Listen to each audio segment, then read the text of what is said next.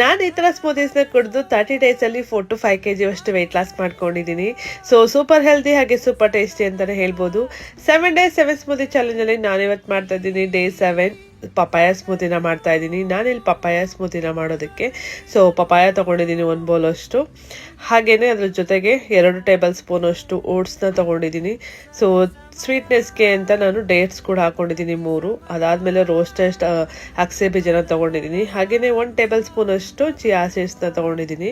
So 1/2 table spoon pumpkin seed ಹಾಗೆಯೇ water melon seeds ಕೂಡ ಹಾಕ್ಕೊಂಡಿದ್ದೀನಿ.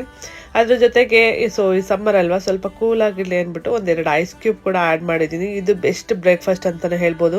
ಯಾರಾದರೂ ವೆಯ್ಟ್ ಲಾಸ್ಗೆ ಟ್ರೈ ಮಾಡ್ತಾ ಇದ್ರೆ ಈ ಸ್ಮೂತೀಸ್ನ ಟ್ರೈ ಮಾಡಿ. 100% ನಿಮಗೆ ಒಳ್ಳೆ ರಿಸಲ್ಟ್ ಸಿಗುತ್ತೆ. ಇದು ಸ್ಕಿನ್ಗೆ, ಹೇರ್ಗಾಗಿರ್ಬೋದು, ಹಾಗೆ ನಮ್ಮ ವೆಯ್ಟ್ ಮ್ಯಾನೇಜ್ಮೆಂಟ್ಗೆಲ್ಲ ತುಂಬಾ ಹೆಲ್ಪ್ ಆಗುತ್ತೆ. ಹಾಗೆ ಟೇಸ್ಟ್ ಕೂಡ ತುಂಬಾ ರಿಚ್ ಆಗಿರುತ್ತೆ. ಒಂದು ಬೆಸ್ಟ್ ಬ್ರೇಕ್ಫಾಸ್ಟ್ ಮಾರ್ನಿಂಗ್.